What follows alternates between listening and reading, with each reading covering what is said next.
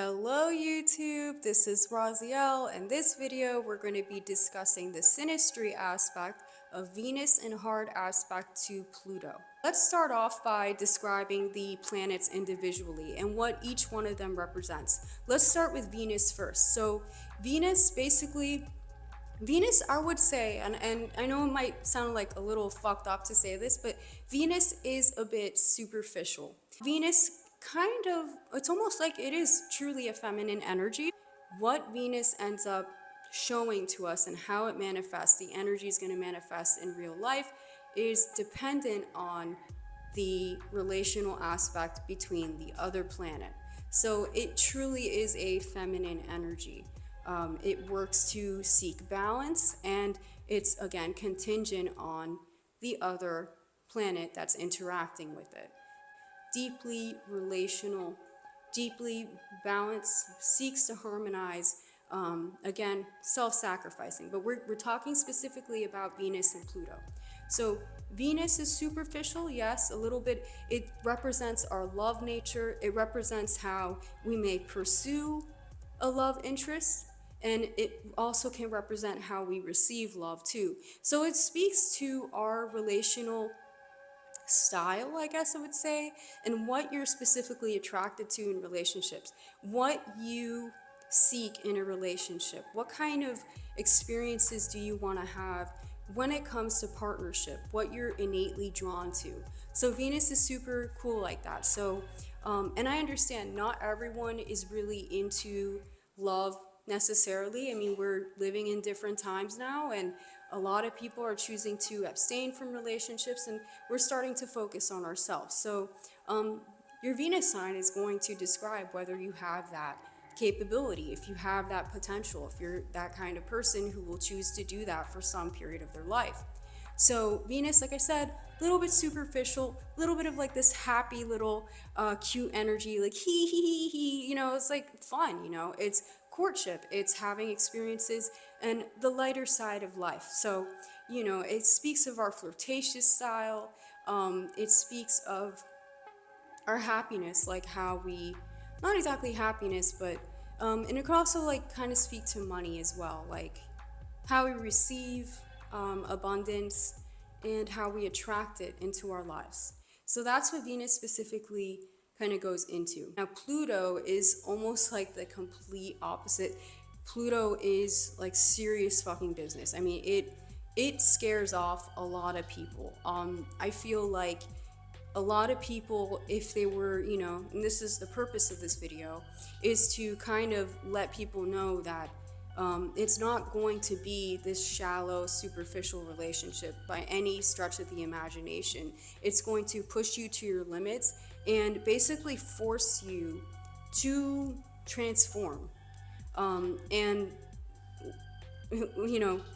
maybe even against your will. So the purpose of these videos is to put that knowledge out there, and that way, if you just met someone, you have a person in your life, you have a crush, synastry is such a useful tool to give you an idea of what to expect and to serve as a kind of warning, like maybe you should tread with caution here. And that depends completely on the kind of person you are. That's why I always encourage, especially young people, if you turn 20, you need to look at your natal chart. You need to figure out how to make your natal chart, all the energies present in your natal chart, how to make it work for you, and that way you get mostly the positives, and whatever negatives that do manifest themselves in your life, you can just learn from it, right, and take it as a constructive, productive lesson, and you continue to move forward as a soul, in the 3D, and of course it's going to affect everything else. So it speaks of growth. Pluto is really not for the faint of heart.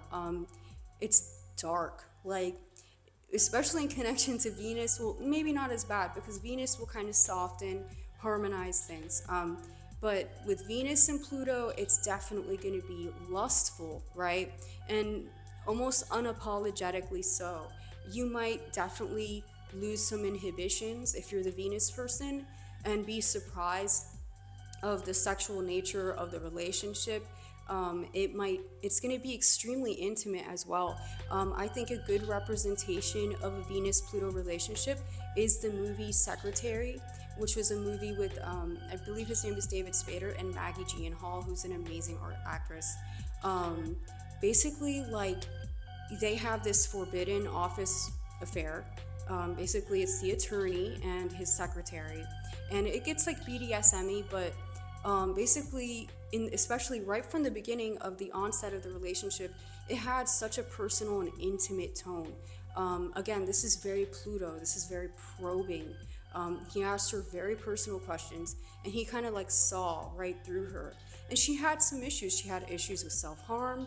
She was kind of a masochist. So he was able to pick up on that. And as the relationship developed, she actually began to learn to assert herself and heal that part of her trauma and her wounding by what the relationship brought out in her and the kind of tests that both of them had to face. And it was mutual. So it's such a good example of Venus and Pluto relationships, because even though I would say he was the Plutonian individual, he also transformed and learned to be more vulnerable and actually let love happen a second time, because he had already been a little bit traumatized from what had happened in the past, and he was reluctant to really solidify the relationship and give her a meaningful commitment. But again, that plays into her psychology and what she was really responding to. And again, it worked for their relationship, because that little bit of reluctance really pushed her to assert herself, and which was what she needed. It was that right little balance she needed in order to truly be her highest potential. So that little bit of push to assert herself in someone's life and be like, no, I'm the real deal, and we can totally make this work. We can actually be happy together. So it's such a great movie. Definitely watch it. So Venus and Pluto. So like the reason why I brought that up is because right from the onset of the relationship, you can tell there's such an intimate tone. It feels like this confessional, and you two are the only people in the entire world. And again, they almost like absorb you. Again, it's a water. The signs that are ruled by Pluto are Scorpio and Aries, more so Scorpio. The Scorpio there's so much depth. And again, it's water, so there's that slight mirroring and reflection going on, and it's just beautiful. I get breathless just talking about it, because Pluto and Scorpio, it's such a mysterious, beautiful energy, and it will attract you in for sure. It's consuming. It'll consume you, and it is consuming. Pluto is very consuming and compulsive, and obsessive. So again, it used to be ruled by Mars, so that speaks to kind of how the energy itself is manifested. So again, it's also a drive. So like Mars is in Aries, it's like a drive. It's like this forward movement, the will, right? So again, Pluto and Scorpio also represent that. And the way it is, it's not so much breath and moving forward and going fast like Aries is. Scorpio is more penetrating, and it's also like extremely compulsive and obsessive. Basically, Mars and Pluto, while they're similar, the way they approach things is slightly different. They have like the same ends, but the way they achieve their goals there's a slight nuance and subtlety difference there, because Mars will kind of represent itself in more of this overtly aggressive way. Mars energy is very flashy and impulsive, spontaneous. It will manifest itself in more of a mysterious, less overt, covert thing. You might pass it by and you're not, but suddenly it's going to kind of pull you in, what is going on here, right? And it's strategic. The way it meets its goals is strategic. It's a little more sophisticated. There's some nuance there. You won't notice it right away, but it's there. It's warfare, like, because Mars and Pluto represent war and aggression. So Mars is more like the overt, like actual battle, like the actual close quarters combat, like soldiers. But Pluto war energy is like psychological warfare. It's, getting into the subconscious of many, and psychological and strategic. So there is a slight difference between the two. Yet, again, keep in mind, again, this is why Pluto's might scare people, because ultimately it is like a form, it can very naturally express itself as, aggression. When it's linked to Venus, you're gonna see Venus kind of refine and harmonize it, but unfortunately, the Pluto individual is going to be tempted to manipulate and control the direction of the relationship through very subtle and manipulative means. There's gonna have to resist the temptation to really be enthralled by the potential power they're going to have over this individual, and it might bring out insecurities because maybe they have an attachment to this individual already. Maybe the pace of the relationship happens extremely quickly because it's such an intimate tone, because it feels like such a fateful and beautiful, intense connection. If the person isn't quite evolved, it's just going to serve to feed their ego. You might think you have all this control over the relationship, but it's looking right at your shadow. You're going to have to deal with, what is it about this person that is threatening me? What is it about Venus that's threatening me so much that I feel like I have to do some shady ass shit just to keep the relationship in my life, or keep the marriage going, or even like blackmail, like crazy shit, like stalker energy to a T, because you become obsessed. It's very easy to get obsessed with this person. And Venus, is such a likable, lovable energy. I mean, really, they're not going to be able to resist the Venus person. It's Venus. You're not going to resist Venus, but it's going to seek to consume this energy and all of their commitment, all of their love. And the beautiful thing about Pluto is, again, it's connected to a water sign. So it does have that potential to reach a higher love. But you're going to have to get like dirty into the intensity of your own flaws, your insecurities. You're going to have to look at it, maybe not head on, because that's more of an Aries kind of approach, but you're going to have to look at it like you might have nightmares of losing this person, and you're going to have to deal with like some of those traumas and some of that wounding in order for the relationship to manifest itself and be the most beautiful potential it could be. Once you learn and you mature, that opens up all kind of opportunities and potentialities in your life. If you're able to look at your shadow, heal that stuff, and grow from it, and be able to look into your darkness and still bring in some light. And the light makes people uncomfortable, That's why there's demonic beings, because they want to hide in the shadows. They don't want to look at their stuff. They don't want to feel vulnerable, But it's when you bring that light in that it actually heals. And then you transform. And it's almost like doubly as strong and powerful and beautiful. And that's, I think, the purpose of having relationships. Because if you successfully, have this beautiful relationship, it's manifested, you trust this person, you guys are going through life together, you guys are both independent, but you're growing from every single experience you guys both individually have. You guys come to a consensus, you share your experiences together, and you're both growing and learning from each other. That's when life presents itself with almost like updated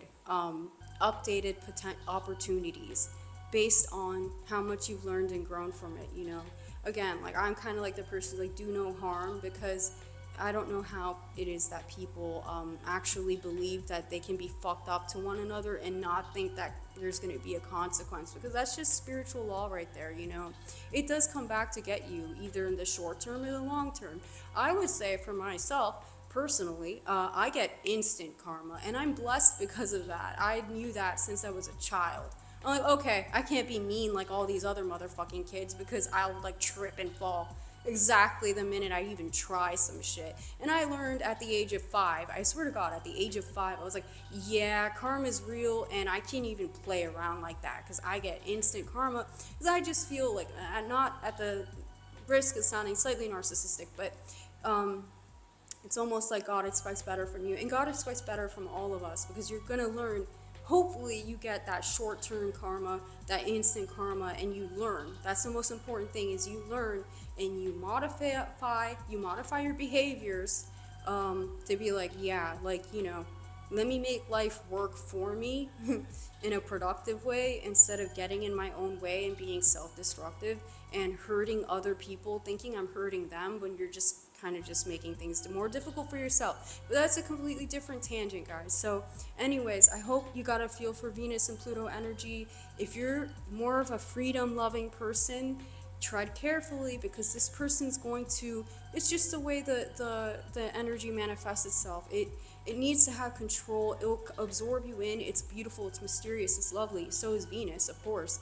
But you're gonna have to look at your shadow, and it's gonna force you to completely transform and change. And it's this cathartic emotional experience, and it's love. And hopefully, you guys both grow and face your shadows, and learn to live with this aspect and not let it destroy the connection that's there, that it just strengthens. Okay, so that's about it, guys.